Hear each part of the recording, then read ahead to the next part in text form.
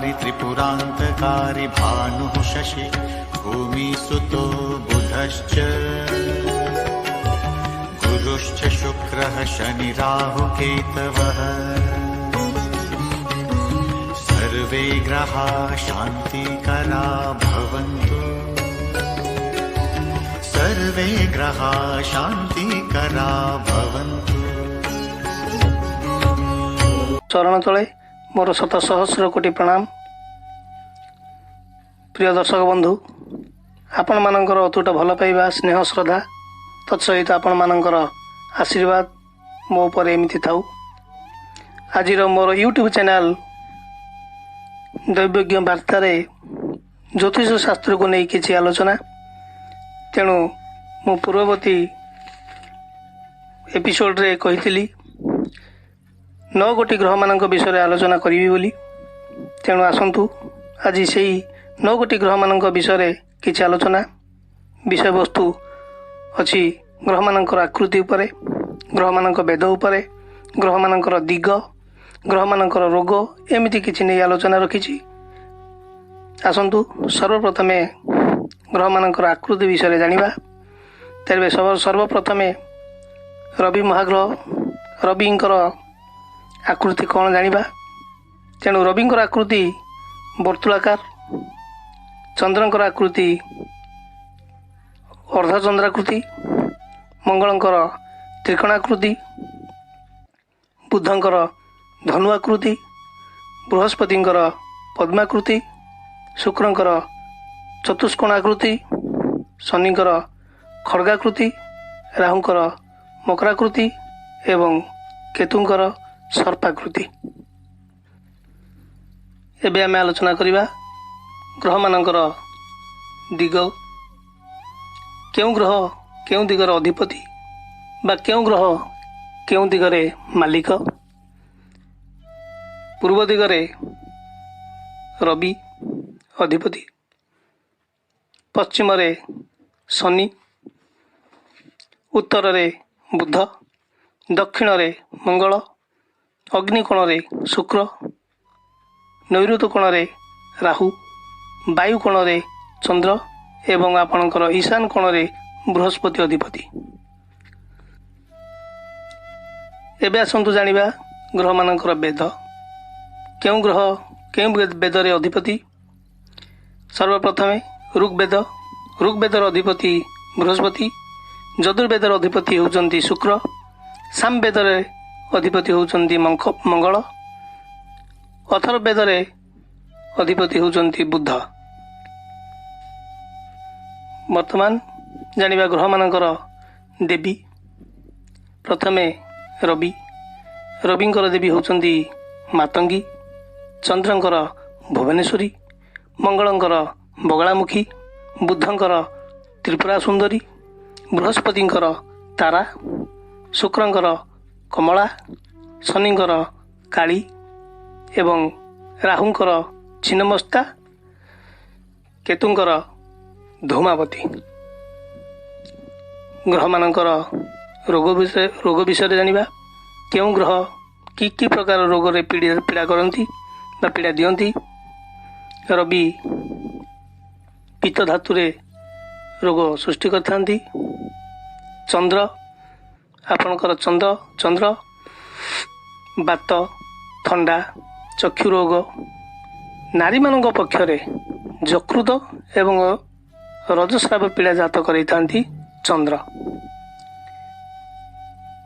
ज्वर, अर्धकपाड़ी, अम्लपित्त, यौन व्याधि ए प्रक्रिया पीड़ा देथांती आपणकर मंगल। मानसिक बा मस्तिष्क विकार, मुकत्व बा मुक, सुखिला काश, स्नायविक जनित कौनसी पीड़ा देथांती आपणकर बुध। सेहीपरि यकृति विकार, अर्जिन विकार, पवन रे संक्रमित ज्वर आपण को देथांती बृहस्पति। गला क्षत, जनेन्द्रिय रोग, मूत्राशय एवं नंपुसकता ए प्रकरी रोग आपण को शुक्र देथांती। कान, दांत, सर्दी ସ୍ନାୟୁବିକ ଦୁର୍ବଳତା ଆଦି ରୋଗ ପୀଡ଼ା ଦେଇଥାନ୍ତି ଶନି। ରାହୁ ଏବଂ କେତୁ ଏ ଯେଉଁ ଦୁଇଟି ଗ୍ରହ ଗୁରୁତର ପୀଡ଼ା ଦେଇଥାନ୍ତି, ଯଥା ଅଙ୍ଗହାନି, ଦୁର୍ଘଟଣା ଜନିତ କ୍ଷତି, ସରୀସୃପ ଦଂଶନ ଏବଂ ଏହିପରି ପୀଡ଼ା ଆପଣମାନଙ୍କୁ ଦେଇଥାନ୍ତି ରାହୁ ଏବଂ କେତୁ। ଏବେ ଆସନ୍ତୁ ଜାଣିବା ଆମେ ରାଶିମାନଙ୍କ ବିଷୟରେ। କେଉଁ ଗ୍ରହ କେଉଁ ରାଶି ବା କେଉଁ ରାଶିରେ ଅଧିପତି କେଉଁ ଗ୍ରହ। ମେଷ ଏବଂ ବିଛା ଏ ଯେଉଁ ଦୁଇଟି ରାଶି, ଏ ରାଶିରେ ଅଧିପତି ହେଉଛନ୍ତି ମଙ୍ଗଳ। ବୃଷ ଏବଂ ତୁଳା ଏ ଦୁଇଟି ରାଶିରେ ଅଧିପତି ହେଉଛନ୍ତି ଶୁକ୍ର।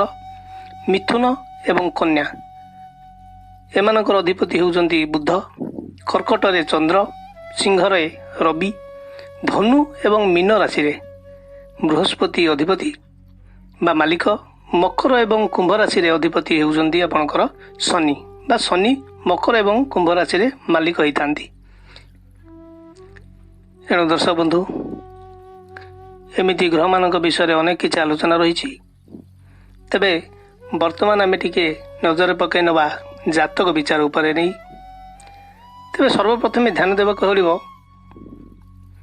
ଯେଉଁ ଆପଣମାନେ ଜାତକ ବା ଜନ୍ମ ପତ୍ରିକା ଯାହା କହୁଛନ୍ତି, ସେହି ଜନ୍ମ ପତ୍ରିକାକୁ ନେଇ ଆପଣ କୌଣସି ଗ୍ରହବିପ୍ର ବା ଦୈବଜ୍ଞଙ୍କ ପାଖକୁ କେମିତି ଯିବେ। ସର୍ବପ୍ରଥମେ ଜାଣିବା ଦରକାର ଆପଣଙ୍କ ଜନ୍ମ ପତ୍ରିକା ନେଇ ଯିବାର କେମିତି ଆପଣଙ୍କର ରହିଛି ପ୍ରଥା। ସର୍ବପ୍ରଥମେ ଆପଣଙ୍କର ଦୈନନ୍ଦିନ ନିତ୍ୟକର୍ମ ଯାହା ଆପଣଙ୍କର ଏହାକୁ ଅବଶ୍ୟ ସମାପନ କରନ୍ତୁ। ତାପରେ ଗ୍ରହବିପ୍ର ବା ଦୈବଜ୍ଞଙ୍କ ଗୃହକୁ ବା ଘରକୁ କିମ୍ବା କୌଣସି ମନ୍ଦିରକୁ ହେଉ, ଯେଉଁଠାରେ ଆପଣଙ୍କର ଗ୍ରହବିପ୍ର ମାନେ ଅଛନ୍ତି, ସେଠି ଯାଆନ୍ତୁ। ତ ଆପଣଙ୍କର ଜନ୍ମ ପତ୍ରିକା ନେଇ ଯିବା ବେଳେ କିଛି ଦକ୍ଷିଣା ସାଥିରେ ନେଇଯିବା ପାଇଁ ଆପଣ ଭୁଲନ୍ତୁ ନାହିଁ। ଏହାର କାରଣ ହେଉଛି ଗ୍ରହବିପ୍ରଙ୍କ ଘରକୁ ହେଉ, ପୁରୋହିତଙ୍କ ଘରକୁ ହେଉ, ମନ୍ଦିରକୁ ହେଉ, ରୋଗୀଙ୍କ ଘରକୁ ହେଉ କିମ୍ବା ଭଉଣୀ ଘରକୁ ହେଉ, ଶ୍ୱଶୁର ଘରକୁ ହେଉ, ଏତେ ସ୍ଥାନରେ ଆପଣମାନଙ୍କୁ ଯିବାକୁ ହେଲେ କିଛି ନା କିଛି ନେଇକି ଯିବାକୁ ପଡ଼ିଥାଏ। ନଚେତ୍ ଅତ୍ୟନ୍ତ ଦୋଷାବହ, ଏପରିକି ଗୋହତ୍ୟା ଭଳି ଆପଣଙ୍କୁ ପାପ ଲାଗିଥାଏ। ଏଣୁ ଶ୍ଳୋକ କହେ, ଆଜ୍ଞା ଇହ ଜନ୍ମେ ଦରିଦ୍ରସ୍ୟାତ୍ ମୃତ୍ୟେ ଚଣ୍ଡାଳ ଯୋନିଜଃ। ଏତେ କଥା ଆଲୋଚନା କରିବାର କାରଣଟି ମୁଁ କହୁଛି। ଅନେକ ଲୋକ ପାଞ୍ଜିଟିଏ କିଣି ନେଇଥାନ୍ତି, ହେଲେ ଦେଖିବା ଜାଣିନଥାନ୍ତି କିମ୍ବା ବୁଝିପାରିନଥାନ୍ତି। ଅନେକ ବିଜ୍ଞ ପଣ୍ଡିତ ମଧ୍ୟ ଠିକ୍ ଭାବେ ପଞ୍ଜିକାର ତତ୍ତ୍ୱ ଠିକ୍ ସେ ବୁଝି ନପାରି ସାଧାରଣ ଏଭଳି ମତ ଦେଇଥାନ୍ତି, ଯାହାଫଳରେ ସାଧାରଣ ବ୍ୟକ୍ତି ବିପଦ ମୁଖରେ ସମ୍ମୁଖୀନ ହୋଇଥାନ୍ତି। ଏହା ମୁଁ ସେମାନଙ୍କର ଦୋଷ ମୁଁ ଦେବି ନାହିଁ, କାରଣ ପଞ୍ଜିକାରେ ପ୍ରିଣ୍ଟିଂ ମିଷ୍ଟେକ୍ ବା ପଞ୍ଜିକାରେ ଯେଉଁ ଆପଣଙ୍କର ପେଜ୍ ଗୁଡ଼ିଏ ରହିଛି, ତା'ର ଆଗ ପଛ ଏମିତି କିଛି ମିଷ୍ଟେକ୍ରେ ହେଉ ବା କିଛି ପ୍ରୋବ୍ଲେମ୍ ହେଉ, ସେଥିପାଇଁ ଆପଣମାନଙ୍କୁ ସଠିକ୍ ମତାମତ ସେମାନେ ଦେଇପାରିନଥାନ୍ତି। ଏଣୁ କଥାରେ ଅଛି, ଯୋଗହୀନ ୟଦା କୋଷ୍ଠୀ ଦଶାୟଂ କି ପ୍ରଯୋଜନ। ସର୍ବପ୍ରଥମେ ଆପଣଙ୍କୁ ଜାଣିବାକୁ ପଡ଼େ ଆପଣଙ୍କର ଗୋଟେ ପିଲା କେଉଁ ଯୋଗରେ ଜନ୍ମ ହୋଇଛି, କେଉଁ ଯୋଗରେ ଆପଣଙ୍କର ଜମିଟି କିଣା ହୋଇଛି, କେଉଁ ଯୋଗରେ ଆପଣଙ୍କର ଗାଡ଼ି କିଣା ହେଲା, କେଉଁ ଯୋଗରେ ଆପଣଙ୍କର ବାହାଘର ହେଲା, କେଉଁ ଯୋଗରେ ଅସ୍ତ୍ରୋପଚାର ହେବ, କେଉଁ ଯୋଗରେ ଔଷଧ ସେବନ କରିବେ, କେଉଁ ଯୋଗରେ ଯାତ୍ରା କରିବେ, ସେ କାଳବେଳା କି ବାରବେଳା, ଏସବୁ ବିଷୟକୁ ନେଇ ଆପଣଙ୍କୁ ଜାଣିବାକୁ ପଡ଼ିବ। ସର୍ବଶେଷରେ କେଉଁ ଗ୍ରହ କେଉଁ ରାଶିରେ କେତେ ଅଂଶରେ ଅଛନ୍ତି ଏ ସମସ୍ତ ବିଷୟ ପୁଙ୍ଖାନୁପୁଙ୍ଖ ଭାବେ ଦେଖିବା ଉଚିତ। କାରଣ ପାଞ୍ଜି ଛାପା ବେଳେ ପ୍ରିଣ୍ଟିଂ ମିଷ୍ଟେକ୍ ମଧ୍ୟ ରହିଯାଇଥାଏ। ତେଣୁ ଆପଣଙ୍କୁ ଅନୁରୋଧ, ଆପଣମାନେ ଦୈବଜ୍ଞ ବା ଗ୍ରହ ବିପ୍ରମାନଙ୍କ ପାଖକୁ ଆପଣଙ୍କର ଶୁଭାଶୁଭ ଫଳ ପାଇଁ ଯାଆନ୍ତୁ। ଜନ୍ମ ପତ୍ରିକାକୁ ଯଦି ନେଇକି ଯାଉଛନ୍ତି ଆପଣ ସର୍ବପ୍ରଥମେ ଗ୍ରହ ବିପ୍ରଙ୍କ ପାଖକୁ ଯାଇ ଦେଖନ୍ତୁ।